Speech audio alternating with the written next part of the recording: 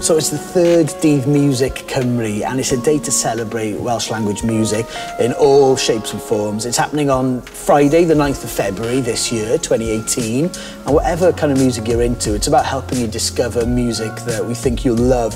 If you've never heard or not heard much Welsh language music, it might not be what you think it is. And you don't have to understand the Welsh language to get into the music, of course. There's everything: indie, rock, punk, funk, folk, electronic, hip-hop and more, all the genres made in the Welsh language. And wherever you are in Wales, there's gigs happening across the country, so there's a chance to see some of these artists playing live as well. And wherever you are in the world, there's 6 brand new playlists, everything from chill out and workout to the Legends playlist, whatever mood you're in.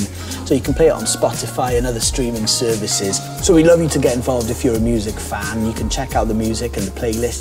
It's hashtag Dydd Miwsig Cymru, which of course is Welsh for Welsh Language Music Day. Diolch.